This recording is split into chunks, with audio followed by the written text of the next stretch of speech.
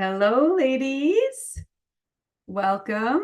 We are going to dive into menopause today. So we see tons of patients who are menopausal, perimenopausal, after menopause as well. So we thought we were going to dive into some aspects and specifically going into some testing of hormones, also going into hormone replacement, and then going into kind of lifestyle things that are great for menopause. So I am Dr. Tanya O'Brien in Canada. This is Dr. Holly Armstrong from the States. Together Hello. we're two naturopathic moms. Yes, welcome everyone. We're so thrilled you're here. We wanted to, like you were saying, Tanya, we are going to dive into menopause. We're going to talk about what we see with people who are on bioidentical hormone replacement therapy. We'll talk a little bit about supplements that can help make hormone replacement therapy safer and or kind of the steps before you go on bioidentical hormones if you haven't dove into that. And then we're going to talk a little bit about different testing methods that we have that we use in our practices with our patients as well. So let's start off with kind of what the testing methods we can do. We get a lot of questions about which test is the best one to use, right? Because we can use saliva, we can use urine or dried urine, and we can use blood. And they're all a bit different and they all have their different pros and cons. And so we want to go through each one of them. The saliva testing, one of the things that I see a time and time again is that patients are getting their hormone replacement therapy, their bioidentical hormone replacement therapy through their gynecologist or their primary care doctor. But what their physician is forgetting often is to look into the piece that has to do with cortisol and your stress hormones. So we want to make sure that we're not forgetting those. These are, for those of you who are not familiar with this, it is the metabolites in your body that respond to your stress response. So people who have unbalanced cortisol levels or stress hormones have weight gain around the middle. They have a trouble sleeping. They have dysregulated hormone patterns. So whether if they're still having periods, they're having irregular periods. If they're going through menopause, they're having hot flashes or night sweats or mood changes. And it's not necessarily the ratio between estrogen and progesterone. It is sometimes the cortisol balance.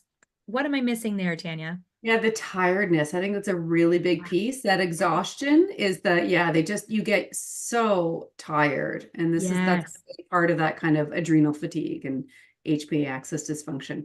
And especially the the tiredness, this is the type of tiredness that you have a dip in energy kind of in the morning, around 10 in the morning or so, or in the mid-afternoon, right? So when you are picking up kids from school or kind of 3 p.m., kind of that slump of energy, that is often cortisol. And why that's important to talk about during menopause is because with your hormonal cascade, what happens is all hormones start with cholesterol and then it goes down to pregnenolone and DHEA, which is your hormones for stress. And then, depending on what your body needs, it goes to your sex hormones, so your estrogen and progesterone, or your stress hormones. So cortisol, adrenaline, norepinephrine. So really, it just depends on what stage we are in life and how stressful our lives are. Now, come on, we can't get rid of stress completely. However, there is ways that our body reacts to stress really influences how our estrogen and progesterone are behaving in our body. So going back to testing, saliva testing can really does a wonderful job. You're basically spitting into a tube and you're testing those metabolites or the cortisol levels to see if those are out of balance. So we'll Mhm. often use salivary testing if needed. Then the other one is dried urine. I get a lot of questions about the Dutch test. The Dutch test is so useful whenever we're dealing with any kind of hormonal imbalance, especially menopause. And what happens is you collect your urine a couple times throughout the day. It's a very simple test. And what happens is you pee on a little piece of paper and you let it dry out and you send it into the lab. And what that gives us is a huge plethora of information of how not only your levels of the cortisol, like we were talking about, that you get through your saliva, but it also gives us how your body specifically is metabolizing estrogen and progesterone. So not only just the levels of where you are, but does it go through? There's three different types of estrogen. One is very protective. One that's E2. One in when if it's too high, you're increasing your risks of things like breast cancer or uterine cancer. That's estrogen 1. And then E3, estrogen, the third type of estrogen, is the one that's very that raises during pregnancy, and that's a bit more protective as well. So with the Dutch test, we can go through the three different types of estrogen and look at the ratio and how your body is metabolizing that. So Mhm. we can use saliva to test for cortisol. We can use dried urine, which can test for cortisol and the estrogen and progesterone and get a really good picture of what's going on. And then we can also use blood. Blood levels in the past, when I was past, it was thought or taught to us back way back over 15 years ago when we were in school. It was taught that that wasn't as accurate. Now, what is actually happening? It depends on when you draw the blood to see where your levels are. It can be incredibly useful. So, when you're looking for regular blood work, it's just a blood draw, but you want to make sure if you're bleeding, if meaning if you're still having your period, you want to do it usually in the later half of your cycle because estrogen and progesterone change levels throughout your cycle, your monthly cycle. Now, if you're not bleeding every month, it doesn't matter as much. But what's really wonderful about a blood draw is that one, in the States, it's often covered by insurance if you have a licensed provider ordering it for you. And we can, it's just one single poke as long as it's on the right day of your period or your cycle if you are bleeding. And then you can look at your estrogen levels, your progesterone levels, your pregnenolone levels, and your DHEA levels, and your FSH levels. That's your follicle stimulating hormone to tell us if you are actually in menopause. So looking at that full panel of blood can tell us a huge amount of information and can give us an idea of if you are a candidate for bioidentical hormones and if you are already on it, how your body is responding to it. Mhm. Also, the one that I forgot is testosterone. That's very important, the total testosterone for Mhm. females as well. So that's kind of the testing. There's blood, saliva, and urine that we use. And depending on what's going on in your history, that's what we decide to use. Anything I'm missing there, Tanya, about those three different I think that's tests? a good overview there. Yeah. And Yeah. then, but then what we wanted to kind of move on from there to give you as much information as possible in this little amount of time is to make sure that we wanted to go through, if you're already on bioidentical hormones, how to make it a little bit safer, because it does come with some risks depending on your family history and how your genetic makeup is and your different vitamin status. But a couple ways to, if you're already on bioidentical hormones, how to make it safer. So some options are some supplements. We'll talk about supplements and then things that you can do with your diet and lifestyle. So I'll talk about the supplements first, but keep in mind that these supplements are wonderful with hormone replacement therapy, but they're also really wonderful for if you haven't started hormone replacement therapy, you're a little bit on the fence and you have some more questions. It's a wonderful thing to help to balance your hormones overall level during the Mhm. menopausal period. So Mhm. around anywhere from age, 45 to 55. It's a wonderful time to incorporate these different supplements. So the first thing I want to talk about is DIM. DIM and I3C is what is in broccoli or cauliflower, different types of vegetables that I'm sure Tanya is going to get into more and more. But this is an actual pill that you can take. And what it does is it really helps to modulate your estrogen levels into that more protective side, that E2 or E3 estrogen, and away from that E1. It helps to support your liver, to help to metabolize your it helps to metabolize your hormone levels so that they're more at a balanced level, and it helps your detox properties. So that's the letters DIM, DIM, and I3C. They help to, again, like I said, conjugate that estrogen and help to get it out, that excess estrogen out of your body if you have too much of it. And how, Oh yeah. I need to see, just make sure so normally we would choose to do I3C or DIM. You're not doing them combined, right? Is that how you normally, or is it normally combined in your? I have done both. Both. Yeah. It kind of depends on which one, it depends on each person. But so you like to use one or the other. Good. Mhm. Okay. Great. That makes it much simpler, right? Right? So that's wonderful. So those are two really wonderful protective mechanisms, or protective supplements that we can add into our toolbox to help to make this transition period as comfortable as possible. Mhm. Anything else about DIM or I3C that I'm missing? Mhm. That's good. And then the other one that I wanted to talk about is called Braco Protect.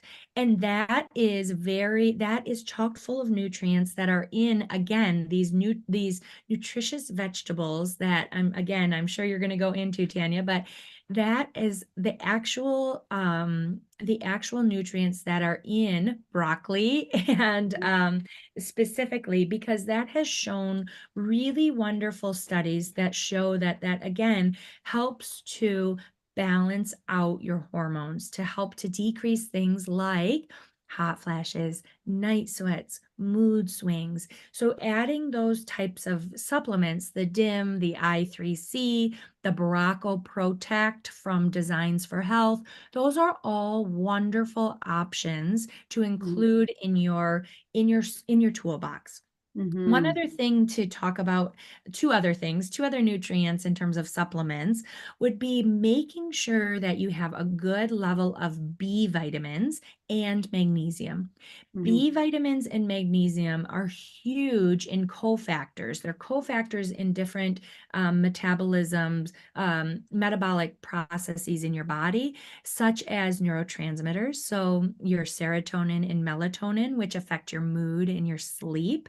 And they have a huge impact on how you metabolize different nutrients like carbohydrates. And so they can really influence your weight and your energy levels. So making sure that you have a good methylated B product or a good B product, vitamin B complex that can be really helpful for you. And then a magnesium. I like to use magnesium glycinate. There's a whole bunch of different magnesiums, but I like magnesium glycinate because if you have something like magnesium citrate, it can cause a little bit of loose stool or diarrhea. So the magnesium glycinate is what we call bowel neutral.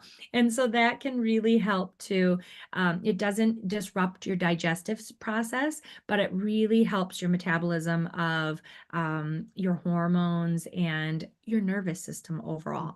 So those are the supplements that I like to use. DIM, I3C, vitamin B complex, and a magnesium. What else am I missing that you can think of in terms of menopausal, Tanya? That's kind of, those are the main, I think we really wanted to highlight if you are on bioidentical or on hormone replacement therapies. You know, why people come in and they're like, oh, my hormones are good, I'm through that. And I'm like, well, we still want to support And make sure that your hormone pathways are working efficiently and that we're not, getting too much of estrogen that's going to go into this so-called bad estrogen. So, even if you're on these things, I think it's really important and protective to be on something. Or to eat these foods, basically to help make sure that you're still methylating and getting rid of these hormones efficiently, right? So, and Absolutely. and and normally kind of the difference, HRT is normally coming from a horse and from its urine, and bioidentical is coming from vegetables and real plants, right? Yep, absolutely. And the one that you're talking about, the horse, is commonly known as Premarin. So Yeah. many women were on that for years and years and still Mhm. are. We still use it, but the bioidenticals they mimic exactly what is in your body already. Mhm.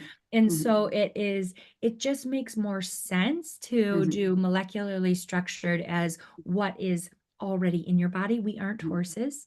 We aren't maybe Mhm. cows either. But anyway, Right? we want to Yeah. make sure that we're getting the right kind of And hormone replacement therapy exactly. if we decide to do it. Yep, yep. So I do think we just wanted to kind of focus on that and say that. But yeah, if we're going into foods for menopause, I mean, I think, again, we're just focusing more on what we need to eat if you are on these therapies. And again, the biggest thing is that cruciferous vegetables. So all of those, that's the cabbage, broccoli, kale, cauliflower, Brussels sprouts. And they're recommended to have at least a half a cup per day, right? And I think this is really easy to do. You can actually just get, frozen broccoli, even frozen, frozen kale as well. You can add those into a stir fry. You can add it into soup. You can add it into stew. You can just steam it and put it on the side of your plate. The negative is when it is frozen, especially broccoli, it loses some of this compound that's really important for kind of its anti-cancer properties. Okay, not the indole-3 carbinol. And kind of in order to bring that back, you can actually add dry mustard to any frozen broccoli you've had. That can actually bring that back. I just think that's fascinating. Um, Absolutely. right? So, best to have it fresh, but when we're cooking, or when you are cooking, just to lightly steam things, and not boiling it in a pot until it's all soggy, trying to use it as fresh as possible so you can get a lot more of these indole-3 carbinols, right? That are helping to kind of move these estrogens away from that. The problem with HRT and why, we shun it for a long time was because of the increased rates of cancer, right? So this is why we do want to make sure we're doing something to help kind of decrease that. So that's kind of big. And then normally when we're talking about still the same things we want to focus on, making sure your liver is healthy, because again, that's where all those hormones are metabolized. So we want tons of water, right? Eating again a whole food diet, making sure you're not having processed, very low alcohol. Adding in things like green tea as well can be really protective. I normally try to get at least 2 cups per day, if not three. Fascinating for health, for overall, for weight loss as well. I do love having the green tea, a good green tea. And then also making sure that you are, or sorry, also you can add in things like castor oil packs, right? For over top of your liver to help your liver to detox better. You can do detoxes. We recommend doing, resets, we call them, once a year, where you're focusing on your kidney and your liver health to really make sure they are at optimal prime state. Right now, there's a lot of people that are coming in with fatty liver disease, which is not good. I had a few people come in that were young and they were just like, oh, it's fatty liver, but it's not that bad. And I was like, that's not a good thing. Your liver is what gets rid of all the toxins in your body. So if your garbage truck isn't coming by to collect your garbage, what's going to happen? Right? Yeah. So it's a really important thing to focus on. So just making sure the liver, so there's herbs like, again, milk thistle can help, dandelion. You can get teas of milk thistle or dandelion or supplements, or a nice detox is a great way. Once a year, we normally recommend to do a great detox to focus on that liver health. So those are some of the things that I normally talk about when we're talking about when people come in, they're like, I'm on hormone replacement and what can I do with this? And how do I mitigate some of the, side effects? And that's normally kind of what we end up saying. So I hope that was And helpful. that Anything? that was wonderful. Just really quickly, before we hop off, I just want to really emphasize, we say this every time about whenever we talk about menopause, but really to really understand that this doesn't have to be a miserable time. It can be a really delightful time in your life, and Mhm. you don't, just because it's common does not mean it's normal to go through all of these negative symptoms like hot flashes or night sweats or vaginal dryness or irritability or Mhm. exhaustion, Mhm. these mood swings. You don't have to suffer from this. So if Mhm. you are someone who is experiencing these symptoms, or you want to prevent things from happening, please reach out to us. We have a Facebook group. You can reach us on Facebook, Two Naturopathic Moms. You can email us, comment, whatever, however you would like to get a hold of us. Please call our offices. I'm in the United States. Like I said, Tanya's in Canada. Reach out to us and don't go through this alone. We're here to help. 100%. Okay, until